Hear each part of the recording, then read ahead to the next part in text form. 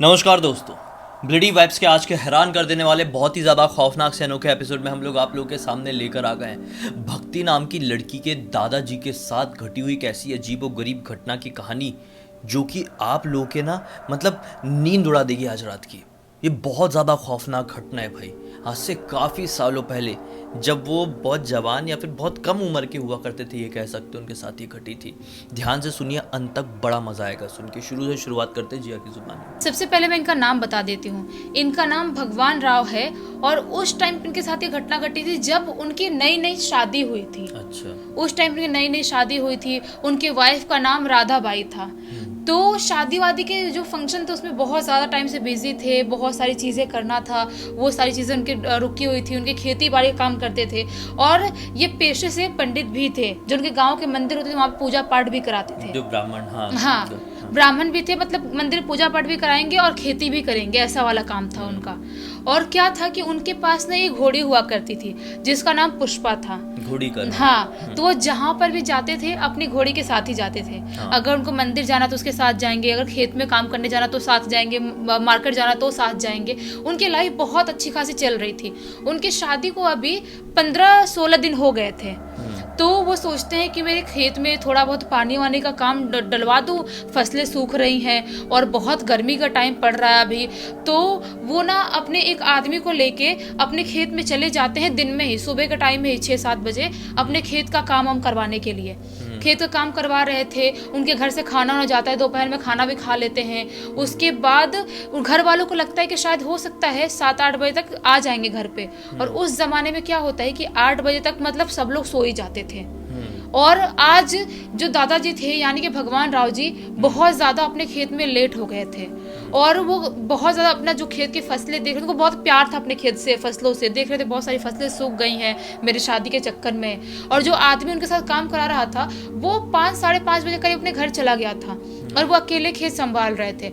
उनको खेत में काम करते करते रात के 9:30-10 बजे का टाइम हो जाता है। घर वाले चिंता कर रहे हैं कि क्यों नहीं आ रहे हैं, इतना टाइम क्यों लग रहा है। और खेत उनके घर से 2-2.5 किलोमीटर दूर था, वो वाला बड़ा वाला खेत जहाँ पे वो गए हुए थे, अपने घोड़े से गए हुए थे।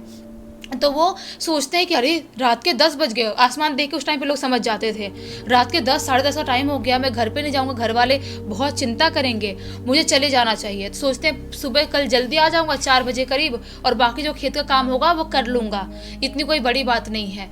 तो वो अपनी घोड़ी पुष्पा जो खड़ी थी दूर साइड में, उसको बुलाते हैं और घोड़ी पे बैठ के थोड़ा वो सामान था वो लेके अपना घर के लिए निकल आते हैं। वो घर के लिए निकलते हैं, रास्ते में आ रहे थे, देख रहे थे दूसरों का खेत, देख रहे, नज़ारा देखते देखते आ रहे। तभी अचानक से एक पॉइंट पे आके जो घोड़ी थी पुष्पा वो बहुत जोर जोर से कूदने लगती है और चिल्लाने लगती है। जैसे घोड़े चिल्लाते हैं ना, कुछ डर जाते हैं, चिल्लाते हैं, वैसा चिल्लाने लगती है। तो घबरा जाते हैं, सोचते हैं क्या हुआ, क्या शांत करने की कोशिश करते हैं। बोलते क्या हुआ पुष्पा, मतलब शांत हो जाए। उसको बहुत ठोकते हैं, शांत करने की कोशिश करते हैं, लेकिन वो पूरे दोनों पैर उठा कूदने लगती है जोर जोर से। वो शांत करते करते उसको सहलाते उनकी नजर पड़ती है जहाँ पे वो रुकी हुई थी ना, वहीं पे थोड़े दूर पे एक पेड़ था। पेड़ के नीचे इतना छोटा सा कुत्ते का छोटा सा बच्चा बैठा हुआ था। तो वो देखते सोचते यार कुत्ते के छोटे से पप्पी से कैसे डर रही है ये, और उसको देख के ऐसा क्यों बिहेव कर रही है। और जो भगवान राव जी थे उनको कुत्ते बहुत ज़्यादा पसंद थे, जो छोटे छोटे कुत्ते के बच्चे थे स्पेशली वो तो उनको बहुत ज़्यादा पसंद थे। अगर कोई ऐसे लवारिश दे गया रोड पे तो अपने घर ले आते थे, खिलाते पिलाते थे और अपने घर के बाहर रखते थे। देखते सोचते इतना सुंदर सा पपी यहाँ पे क्या कर रहा है इतनी रात में। वो उतरते हैं अपनी घोड़ी से और चारों तरफ देखने की कोशिश करते हैं उसकी माँ तो नहीं है यहाँ पे, होगी तो जहाँ पे बच्चे दी होगी वहाँ पे ले आकर रख के आ जाऊंगा। तो देखते हैं चारों तरफ, थोड़ा बहुत इधर उधर बढ़ के भी देखते हैं, लेकिन कहीं पर भी उस पपी की माँ दिखाई नहीं देती है।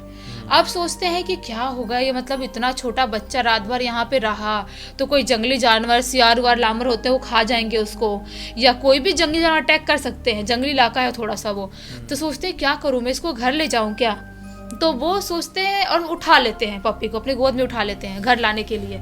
लेकिन जैसे वो पप्पी को उठाते ना, जो घोड़ी थी और जोर जोर से कूदने लगती है, बिल्कुल पगला जाती है।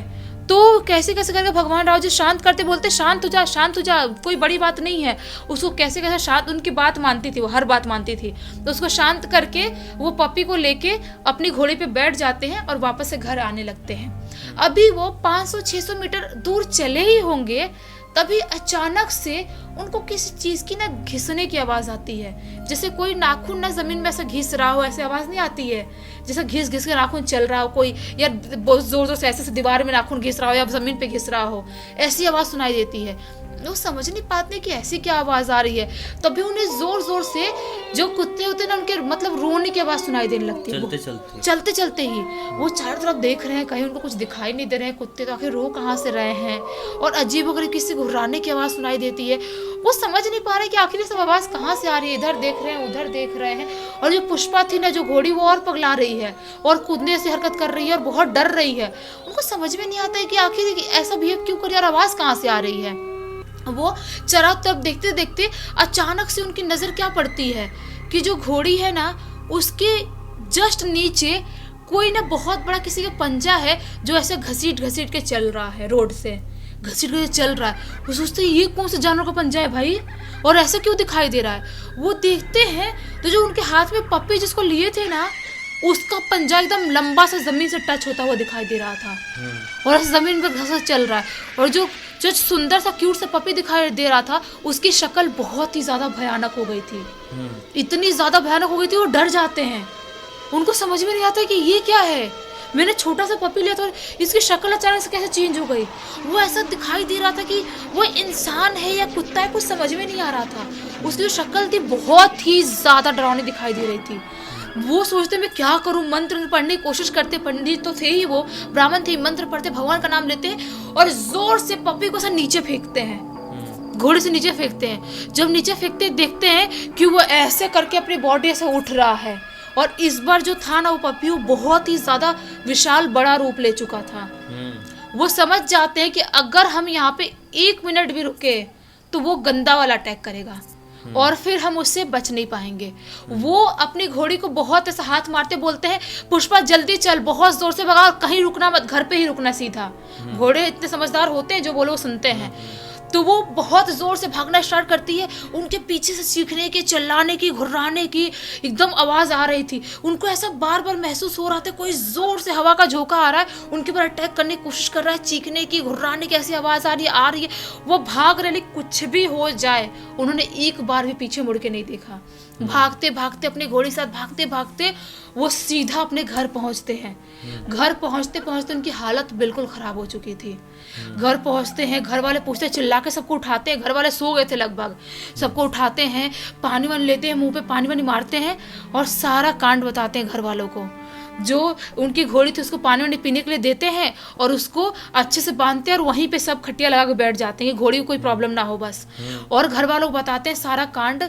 तो घर वाले शॉक्ड हो जाते हैं कि ऐसा कैसे किसी के साथ हो सकता है। वो इतने ज़्यादा डर गए थे, उन्हें समझ में नहीं आ रहा था कि आज तक मेरे साथ लाइफ में कभी ऐसा कोई घटना घटा नहीं है और आखिर वो क्या था जो मेरे पीछे इतनी बुरी तरह से पड़ा हुआ था। वो घर वाले समझाते हैं, बोलते हैं कि आप जितना ज़्यादा डरोगे आपके ऊपर उतनी चीज़ें हावी होगी। एक काम करो, आप खाना वाना खाओ और शांति से सो जाओ, भगवान का नाम लेके, कुछ नहीं होगा। ऐसा ही करते हैं। आज जो द्वार पे सोते थे, घर से बाहर सोते थे, वो आज घर के अंदर सो रहे थे क्योंकि वो बहुत ज्यादा डर गए थे। भगवान राव जी घर के अंदर सो रहे हैं, तभी अचानक से रात के 2-2:45 बजे करीब उनको ना बहुत जोर जोर से किसी का चिल्लाने की आवाज आती है और अचानक से उनकी आंख खुलती है तो क्या पाते हैं, कोई ब्लैक सा शेडो मेरे पूरे घर में ऐसे ऐसे ऐसे राउंड राउंड हो रहा है, बहुत जोर से घूम रहा है। वो समझ जाते हैं कि जो भी ये प्रेत आत्मा है वो बुरी तरह से मेरे पीछे पड़ चुकी है।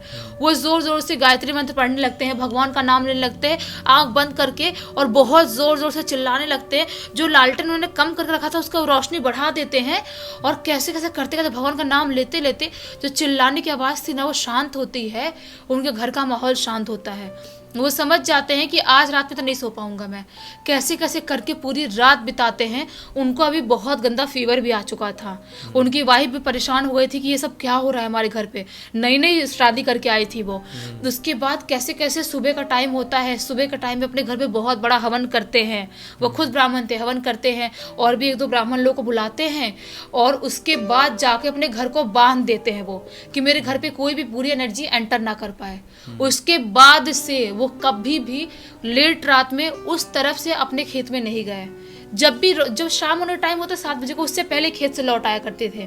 और उसके बाद कोई भी सबको गांव में बता दिए, कोई तुम लोग उधर मत जाना, कोई तो प्रेत आत्मा है जो वहाँ पे घूम रही है और ऐसे जानवरों पर, इंसानों पर अटैक करने की कोशिश कर रही है।